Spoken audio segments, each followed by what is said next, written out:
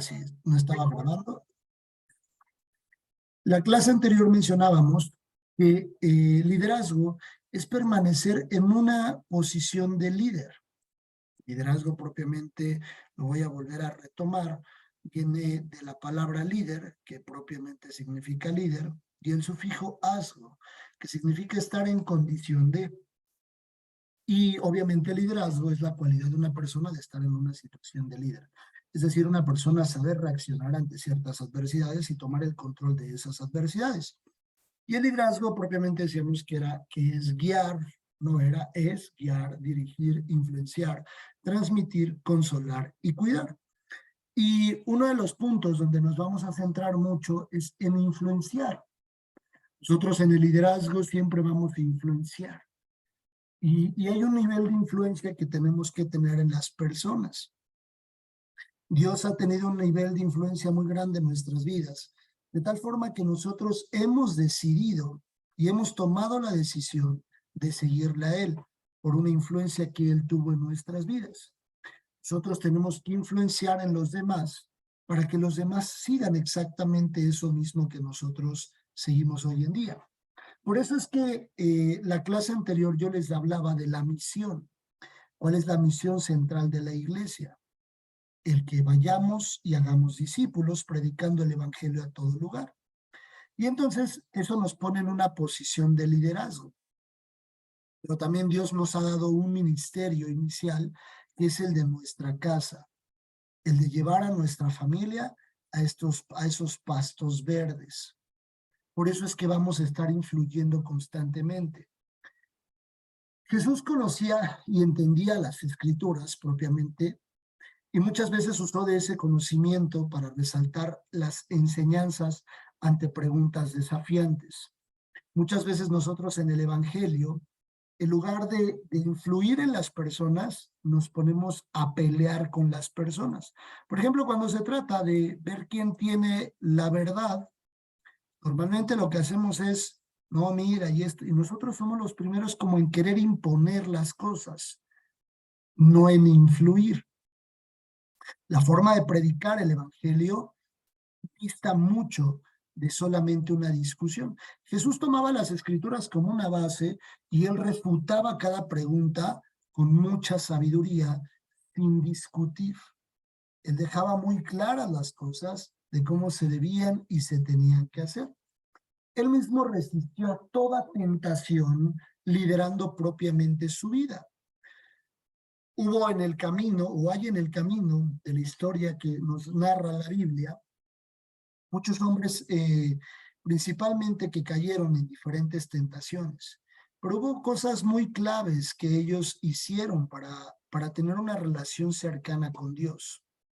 De alguna forma, unos fueron apóstoles, tuvieron errores en el camino, otros fueron en el Antiguo Testamento, fueron por medio de Dios, obviamente, constituidos profetas para la obra de Dios, pero muchos de ellos también fallaban constantemente.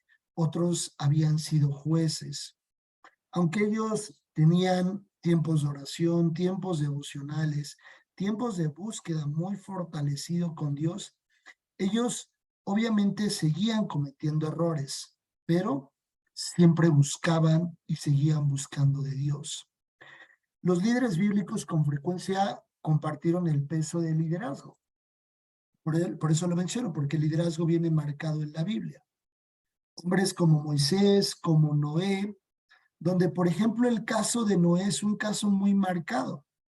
Noé llegó a tener tal influencia en su familia que su familia se subió al arca con él.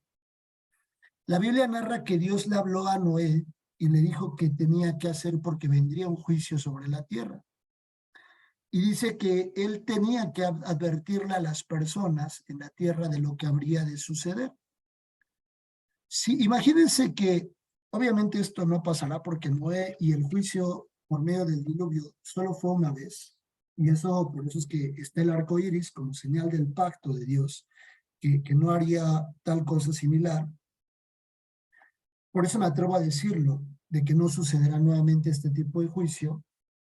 Pero imagínense que en este tiempo que nosotros viviéramos, o en este tiempo hubiera sido el tiempo del juicio por medio del diluvio, y que cualquiera de nosotros, Dios nos indicara, vas a construir un arca y le vas a decir a la gente que se tiene que subir al arca, de lo contrario, todos van a morir. Siendo muy honestos, ¿qué porcentaje de la población creen que podría creer en nosotros? Ahora, mucho más allá. ¿Realmente podríamos o seríamos tan capaces con el liderazgo que Dios hoy nos ha dado de subir a 8 integrantes de nuestra familia al arca? O sea, no nos vamos tan lejos de decir, vas a ir al mundo y todo México se va a subir al arca. No, nuestra propia familia. Tenemos el liderazgo de tal tamaño que nosotros tendríamos la capacidad de subir a nuestra familia, su círculo más cercano, esposa, esposo, hijos, hijas, papás, hermanos, el círculo nuclear de su familia. No hablo tanto de los tíos, porque luego tenemos familias muy grandes. Por ejemplo, yo tengo 11 tíos, es muy grande la familia de parte de mi mamá, pero hablo del círculo nuclear, sobrinos, hermanos. El liderazgo que Dios nos ha dado tendría tal capacidad para subir a todos ellos. ¿Ya? Es por eso que el liderazgo que Dios quiere desarrollar en nosotros tiene que ver mucho con influir. Pero para ello vamos a necesitar muchas cosas más que solo influir. La palabra influir conlleva una responsabilidad al grado, les pongo acá que las consecuencias de ser líder repercuten en las decisiones que toman porque tú vas a la cabeza. Todas las decisiones que nosotros tomamos van a influir radicalmente en nuestra familia. Si a nuestra familia le decimos, mira, no vayamos el domingo a la iglesia, nos vamos para acá, al final del día, un domingo, no pasa nada. O mira, no te conectes a una transmisión, que no sé qué, vamos el domingo. Toda decisión que nosotros tomemos va a influir en nuestra familia y va a impactar a nuestra familia. Dice Juan 6:2 que multitudes le seguían a Jesús. Dos cosas, unos por convicción y otros por lo que Jesús les daba. Cuando Jesús les dice a esos otros, ustedes solo están aquí por lo que yo les doy, se ofendieron. Pero al final del día, multitudes lo seguían. Jesús dice en la Biblia que ha sido constituido como la piedra del ángulo de nuestras vidas, como el centro. Él ha sido constituido como la cabeza del ángulo. Vayan ahí, Hechos 4:11-12, por favor. Hechos 4. Dice la Biblia, este Jesús es la piedra reprobada por vosotros los edificadores, la cual ha venido a ser cabeza del ángulo, y en ningún otro hay salvación, porque no hay otro nombre bajo el cielo dado a los hombres en que podamos ser salvos, solo por medio del nombre de Jesús, porque lo dijo, yo soy el camino, la verdad y la vida. Ese es exactamente a quien nosotros le tenemos que presentar a nuestra familia, para que nuestra familia busque de él, pero obviamente con la influencia. La definición de influencia tiene mucho que ver con arte. Y el arte, pues es algo que normalmente se hace con un esfuerzo, se hace con manos. Quiero que me acompañen ahí a primer carta de Pedro, capítulo 2, 21, 24, carta de Pedro.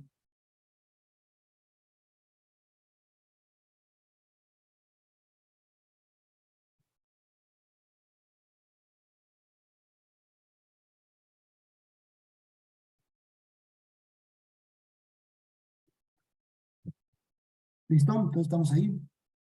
¿Sí? ¿De acuerdo? Perfecto. Dice, primera carta de Pedro, 2:21.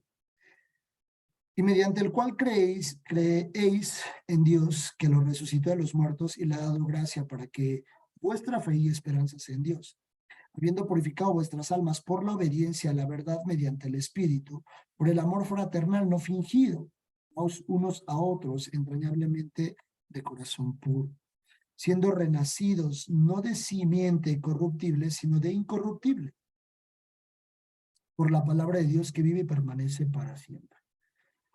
Porque toda carne es como hierba y toda la gloria del hombre como flor de la hierba.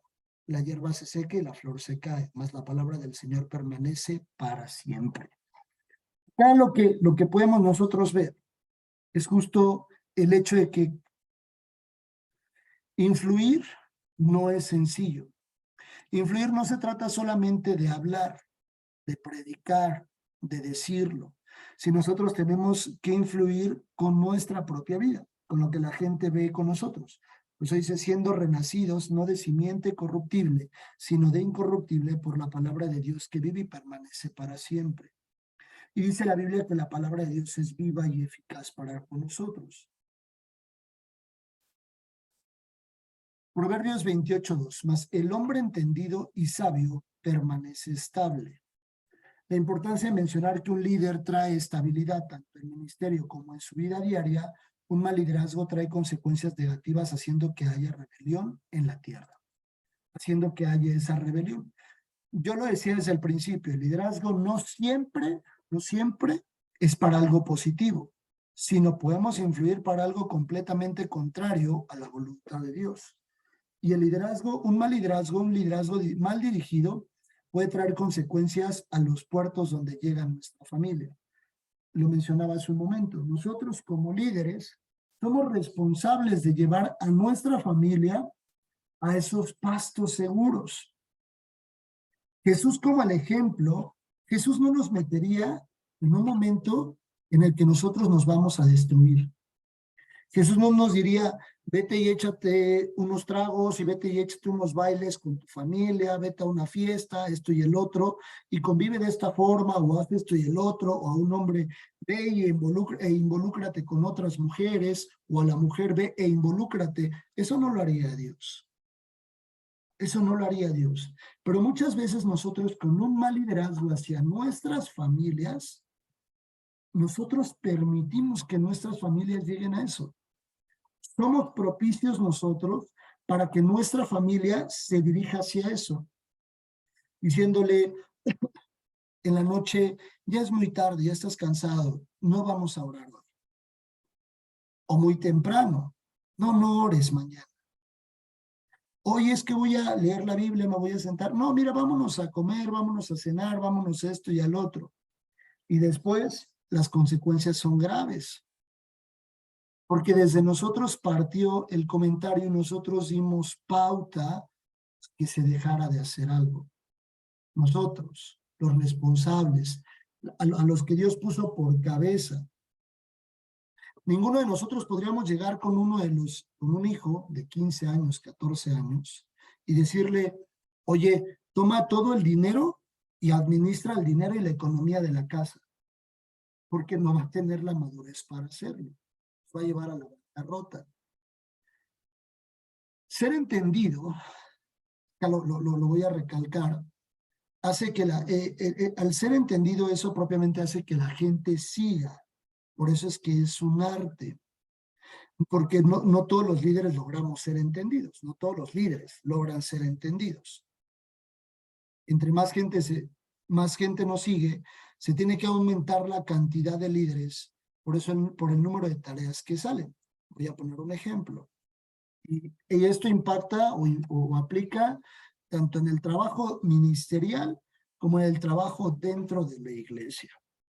Cuando una persona, aquí tenemos el ejemplo en este esquema, una persona tiene dos actividades, esas dos actividades tendrían que ser distribuidas en el 50% de su tiempo. 50% de su tiempo para una actividad y el 50% para otra actividad. Y es posible que esa persona tenga. Pero ¿qué pasa cuando al líder se le empiezan a multiplicar, se le empiezan a incrementar todas las actividades? Por ejemplo, en el hogar, si empieza, no sé, aquellos que no tienen bebés, pero si alguien de repente, la esposa está embarazada y primero eran dos, Tenían trabajo, actividades en casa, actividades ministeriales. De repente viene un bebé y el bebé no viene a ser responsabilidad de uno, sino viene a ser responsabilidad de los dos. Y entonces ambas personas tendrían que sumar a ese bebé o sumarse con esa nueva actividad a desempeñar. Y todas las actividades que realicen las tendrían que distribuir. ¿Por qué? ¿Qué pasaría si un solo hombre o una sola mujer abarcara todas esas actividades? Se empieza a perder la calidad con la que se hacen. Por ejemplo, siempre pongo el ejemplo de un pastelero. Imagínense que es un hombre que vende pasteles, un pastelero, y que de repente le dicen, tienes que, no sé, hacer 10 pasteles al día.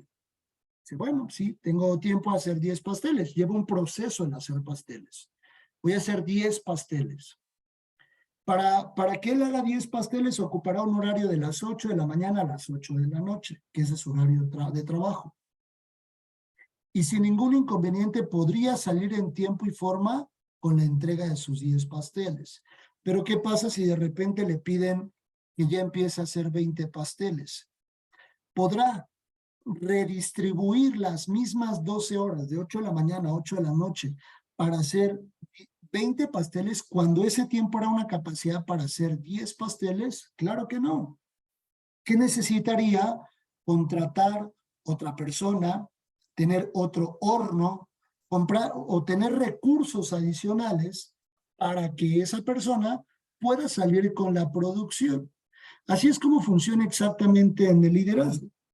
Cuando ustedes tengan o lleguen a tener un liderazgo en su casa o dentro de la iglesia o en alguna actividad profesional, en un negocio, propiamente igual en un trabajo tal vez, siempre se tienen que buscar más líderes para ejecutar esas actividades. No es que a la misma persona la llenas de más actividades, sino que se tienen que sumar más líderes para poder redistribuir las actividades en el liderazgo. Por ejemplo, vamos ahora desde la parte de la iglesia, en la parte ministerial. Normalmente un pastor, un hombre de Dios, una mujer de Dios, inician una misión, una iglesia. Cuando iniciarán con algunos números de congregantes, esos congregantes se irán sumando, pero la necesidad empieza a incrementar. A ustedes ahorita pongan en su mente los diferentes ministerios que hay en una iglesia. Por ejemplo, el pastor, los servidores, los levitas, los evangelistas, maestras de niños, maestros de discipulado, en este caso una facultad, el servicio de la cafetería, diferentes ministerios, intercesión, todos los ministerios, danza, todos los ministerios que ahorita ustedes puedan visualizar. ¿Tendría la capacidad un hombre o una mujer de hacer todo eso? No, no. Pero para eso tiene que buscar hombres y mujeres de buen testimonio. Más adelante lo vamos a ver.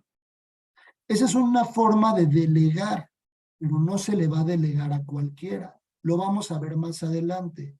Tienen que tener mucho cuidado a quién van a asignar. Ejemplo, lo que yo ponía como ejemplo en la casa. Un hijo de 15, de 10, de 13 años, incluso de 20 años, no se le deja la administración económica de la casa. No se le deja la toma de decisiones del hogar. Por ejemplo, he conocido familias que el esposo y la esposa llevan la toma de decisión al nivel de decirle a los hijos, ¿y tú qué opinas? Ojo, no está mal que pidamos una opinión, pero la decisión no la podamos basar, porque es una familia y es una decisión personal. Si ustedes quieren llevar sus decisiones, comentarlas en familia, pero la decisión no se basa en un hijo. No se tiene que poner la decisión en un hijo de 15 o 20 años. Por eso es que Dios puso dos líderes o un líder o una líder dentro de un hogar para tomar decisiones. La decisión no se lleva a la mamá o al papá. Oye, ¿crees que está bien que la perdone o lo perdone? Es una decisión que se tiene que tomar en la responsabilidad que Dios nos ha dado. O por ejemplo, en el trabajo, si ustedes ven que están saturados de actividades, no van a poner al del peor resultado a liderar al equipo, sino van a poner una persona apta, con capacidades. Lo vamos a ver más adelante. No podrían tal vez poner una persona que tiene los peores resultados. O en la iglesia, o una persona que tiene muy mal testimonio, que sabemos que está en pecado. No somos nadie para juzgar, pero dice la Biblia que no podemos ofrecer fuego extraño. Y me refiero a pecado, pecado literalmente, no pecados de forma, porque nosotros nos vamos a equivocar, porque pueden decir, ay hermano, entonces yo nunca voy a servir porque pues yo me sigo equivocando. Me refiero a pecados que nos lleven a afectar propiamente nuestra santidad, no pecados de forma. Decir, híjole, hoy me equivoqué, pero ojo, por eso siempre tenemos el perdón. Siempre vamos a tener el perdón de parte de Dios. Por eso es que hay que irlo a confesar el pecado y pedirle perdón a Dios. Pero en el hogar, las decisiones siempre tienen que venir de los líderes. Del hogar, siempre tienen que venir de los líderes del hogar. Las tareas no se van a distribuir como en este esquema que les muestro.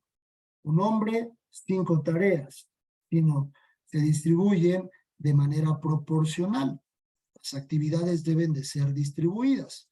Acompáñenme a Éxodo 18, 13 al 27. Acá es donde vamos a ver lo que les decía yo.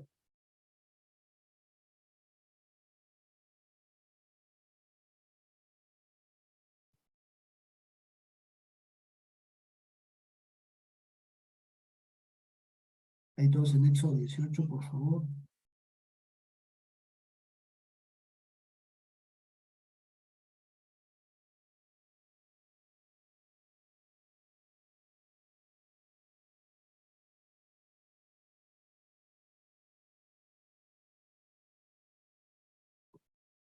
Listo, dice la Biblia. Nombramiento de jueces, pero vean cómo vino a ser y las características con las que lo describe la Biblia. Aconteció que al día siguiente se sentó Moisés a juzgar al pueblo, daba consejerías, aconsejaba al pueblo y les decía, eso que estás haciendo no está bien, con base en la palabra de Dios. Moisés daba un consejo con base en la palabra de Dios y con base obviamente en la ley. Si venía un hombre y le decía a Moisés, oye Moisés, fíjate que me estoy acostando con otra mujer que no es mi esposa, Moisés ponía de frente la ley. Y dice, aconteció que al día siguiente se sentó Moisés a juzgar al pueblo, y el pueblo estuvo delante de Moisés desde la mañana hasta la tarde, todo el día. Viendo el suegro de Moisés todo lo que él hacía con el pueblo, dijo, ¿qué es esto que haces tú con el pueblo? ¿Cómo se llamaba el suegro de Moisés? Jethro.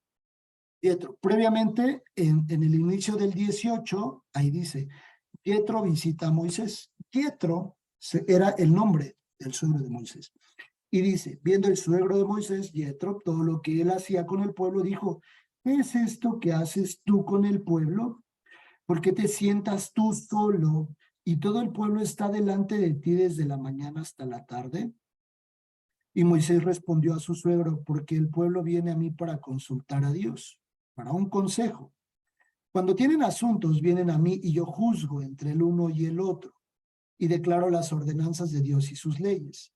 Entonces el suegro de Moisés le dijo, no está bien lo que haces. Un hombre con sabiduría le dijo, no está bien lo que tú estás haciendo. ¿Qué sabio es lo que le dice este hombre con toda la sabiduría de parte de Dios? Dice, no está bien lo que haces. Desfallecerás del todo tú y también este pueblo que está contigo, porque el trabajo es demasiado pesado para ti. No podrás hacerlo tú solo. A veces nosotros podríamos querer abarcar todo, decir, yo me como todo el pastel, yo lo hago todo, pero tenemos que distribuir las actividades. En el hogar, por ejemplo, si bien yo decía que la economía no la dejamos en las manos de un hijo de 15 años, pero ¿qué cosas sí podríamos dejar en manos de un hijo de 15 años? Pues el asear su cuarto, ¿no? El tender su cama, el estudiar, el terminar la escuela, la parte que le toca, el ayudarnos con la limpieza, tal vez el poder colaborar, depende de la edad, cuando se hace la comida o al poder poner la mesa para comer, no sé, algunas actividades que sí se pueden poner a cargo de las personas, pero se tiene que tener mucho cuidado de tipo de actividades vamos a asignar. Y dice, oye ahora mi voz, yo te aconsejaré y Dios estará contigo. Está tú por el pueblo delante de Dios y somete tú los asuntos a Dios y enseña a ellos, el 18, desfallecerás del todo tú y también este pueblo que está contigo porque el trabajo es demasiado pesado para ti, no podrás hacerlo tú solo. Oye ahora mi voz, yo te aconsejaré y Dios estará contigo.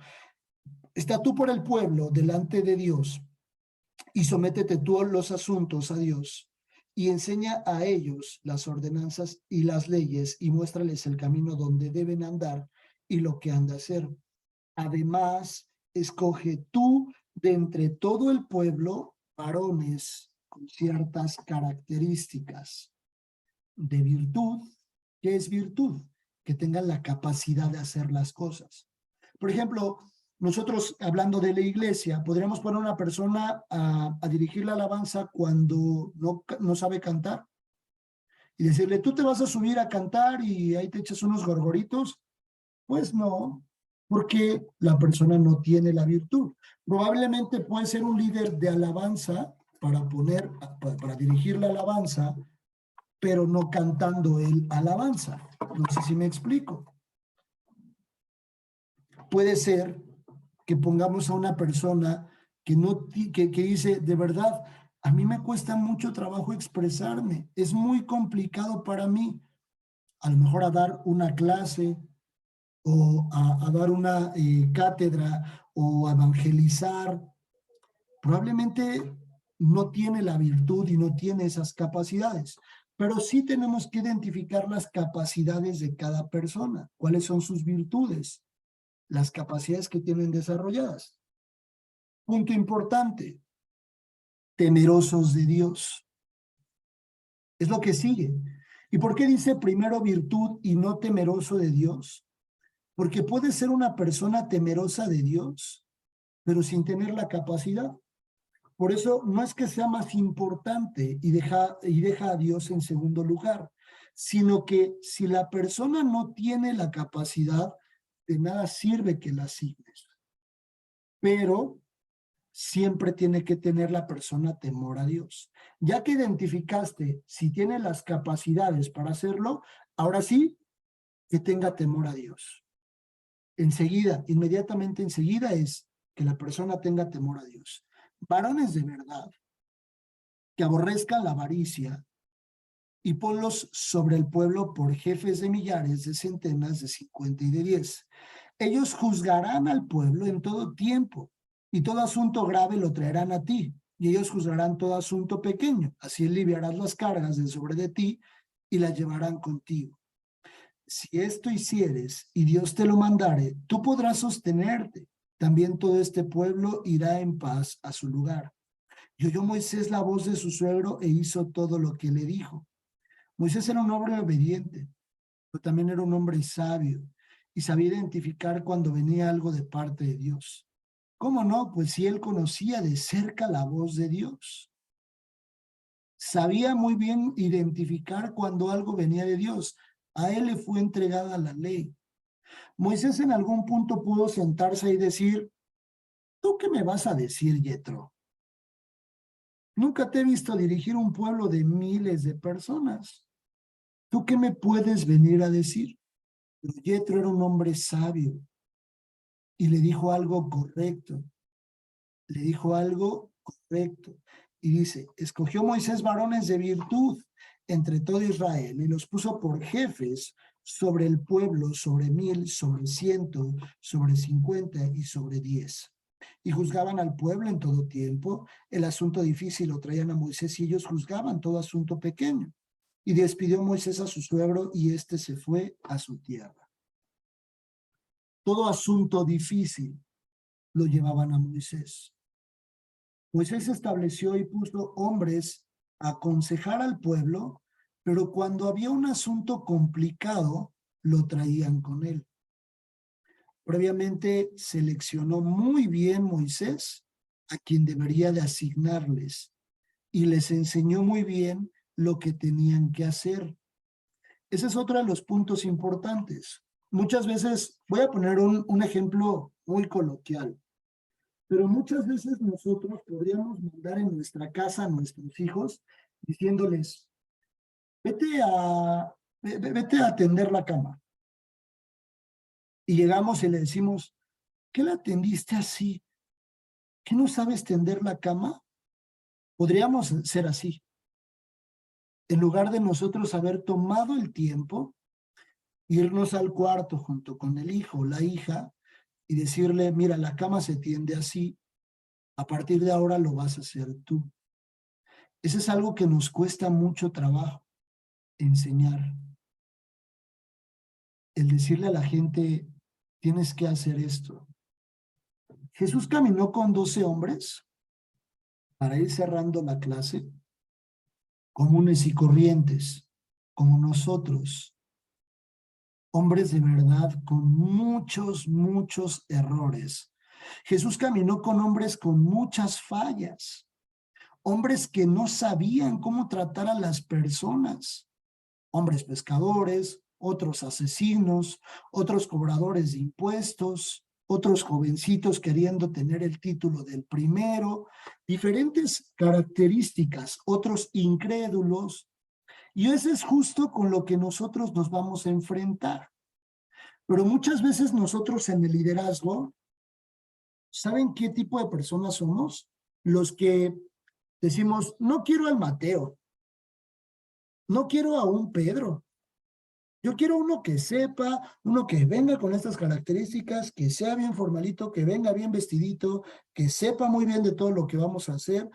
O sea, una persona así como casi que ya el producto terminado. Eso es lo que queremos nosotros. Pero si nos damos cuenta el tipo de hombres con los que caminó Jesús, nos damos una gran sorpresa. Jesús se tomó el tiempo para enseñarles cómo hacer las cosas, pero siempre lo hizo influenciándolos. Siempre les enseñó con el ejemplo. Vean ahí, por ejemplo, en Mateo 4, 18, 20. Mateo 4, 18, 20.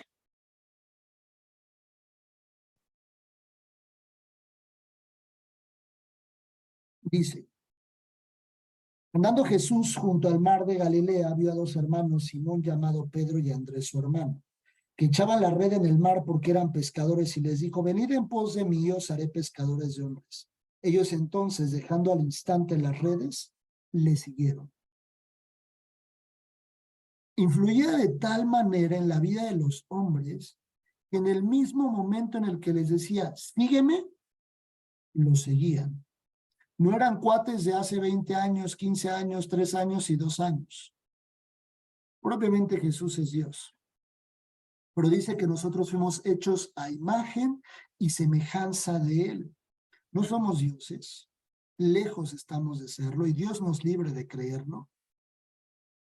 Nosotros tenemos esas capacidades de influenciar. Cuando el Espíritu Santo está en un hombre o en una mujer, Dios le da esa capacidad a ese hombre o a esa mujer. Pero Jesús se tomó el tiempo. ¿Cómo somos con las personas que los demás desprecian?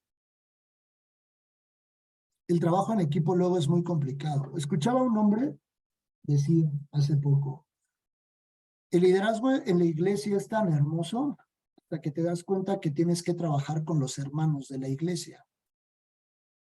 Por supuesto, porque la iglesia no somos fáciles. porque en la iglesia no somos nada fáciles de guiar.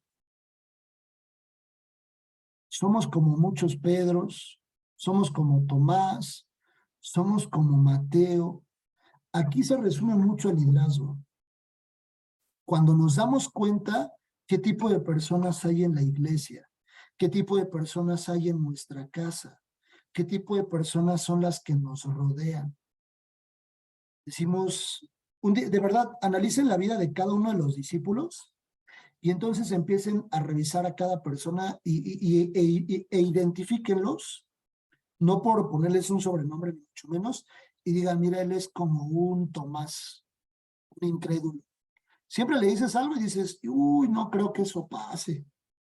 O ese es como un Mateo, bien despreciado todo, así pasa desapercibido también. O como un Pablo bien arrebatado, o como un Jacobo, que siempre quiere estar en el primer lugar y siempre el yo. Identifiquemos muy bien las personas que nos rodean y tienen este tipo de características, mismas características que nosotros podríamos tener. Ahí es donde el liderazgo cambia. Yo les voy a pedir que a partir de ahora, bueno, no, sí se los pido, la verdad, que tengamos mucho cuidado en el despreciar a los 12 discípulos, que tengamos mucho cuidado en despreciar a las personas que no son el producto terminado. Porque cuando Dios nos empezó a guiar, Dios no guió el producto terminado. Hoy nosotros todavía no somos el producto terminado y Dios sigue trabajando con nosotros. Cuando volteen hacia su casa, identifiquen qué tipo de personalidades tienen. Jesús caminó con un hombre que él sabía que lo iba a entregar y aún así lo trató de lo mejor. Les voy a poner un ejemplo muy fuerte, solo es un ejemplo para los que están casados o casadas, solo es un ejemplo. No van a decir, el hermano me dijo y no, solo es un ejemplo. Imagínense que Dios nos dijera, la persona con la que estás casada te va a ser infiel, te va a engañar tantas veces, pero aún así lo tienes que amar y tienes que caminar con esa persona. Tal vez no sé si seguiríamos tratando a la persona o a nuestra pareja, a nuestro esposo o esposa, de la misma forma. Si Dios no lo dijera, eso no va a pasar, obviamente, confiamos en Dios. Pero lo digo con ese ejemplo para que nos demos cuenta el nivel de corazón que tenía Jesús y el cuidado que él tenía con cada uno de los discípulos. No dice la Biblia que Jesús volteara y le escupiera a Judas diciéndole, tú me vas a engañar, hazte para allá. No lo leemos. Y a veces así podríamos nosotros caminar con nuestra propia familia, despreciando a los Judas, despreciando a los Mateos, despreciando a los que se equivocan. Por eso el liderazgo empieza desde nuestras casas. El techo es muy alto. Vamos para finalizar la primera carta a los Corintios, capítulo 1, 26-31.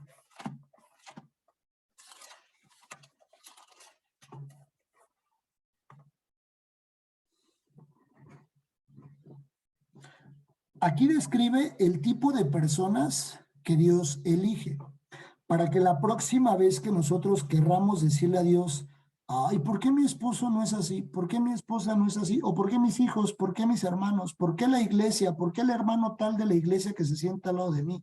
¿Por qué la de la cafetería? ¿Por qué el pastor? ¿Por qué el no sé qué? Aquí dice el tipo de hombres de los cuales Dios se ha provisto. Lean conmigo. Pues mirad, hermanos, vuestra vocación.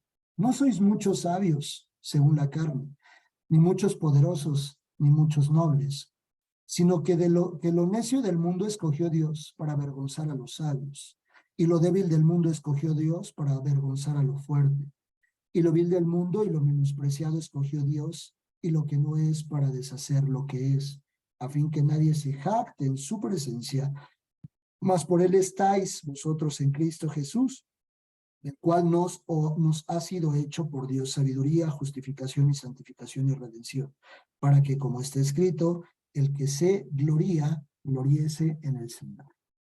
De lo más feíto, de eso ha escogido el Señor. Obvio, y es muy importante, no es una justificación. Nosotros que lo sabemos, tenemos que imprimir un cambio y tenemos una alta responsabilidad. Testimonio de Dios. Los hombres que Jesús eligió eran con esas características. Hasta aquí nuestra clase de hoy. No sé si tienen alguna duda o algún comentario, algo que quieran compartir. ¿Todo claro? ¿Sí? ¿Todo bien? Bueno, pues les pido que me acompañen a orar, a darle gracias a Dios por este tiempo, gracias a Dios por su palabra, y vayamos a nuestra siguiente clase. Te damos gracias, Jesús, porque nos permites, mi Señor, acercarnos a ti. Y como dice Efesios, Señor, ser limpiados por tu palabra. Hoy nos has mostrado, Señor, tu palabra, y nos podemos parar, Señor, frente a ella como si fuera un espejo, para identificar lo que hoy, Señor, somos nosotros. ¿Qué tipo de hombres, qué tipo de mujeres podrías encontrar en nosotros? Líbranos, Señor, de nosotros de rechazar a los Pedros, de rechazar a los Judas, a los Mateos, a los Jacobos. Tú, Señor, eres el ejemplo a seguir. Permítenos vivir la forma que tú esperas, y que si hoy lo hemos escuchado, empecemos por nuestro hogar, Señor. Empecemos por nuestra casa. Dónanos, mi Señor, si en algún punto nos hemos quejado, y ayúdanos a trabajar con todos los que tú nos has entregado. Te damos gracias por este tiempo, mi Dios, y te pido que bendigas la vida de mis hermanos, que los guardes y los dirijas en todo lo que ellos tienen que hacer. Gracias por todo, Padre, en el nombre de Jesús. Amén y amén. Que Dios los guarde, que Dios los bendiga. Me dio gusto saludarlos. Que pasen bonita semana. Gracias, y que les vaya muy bien en sus clases. Bye, bye. Gracias, hermano. Buenas noches. Gracias a Dios. Chao, chao. Gracias, Gracias. Gracias. Que Dios bendiga. Bye, bye. Dios bendiga, hermanos. Gracias, maestro. Adiós, hermano.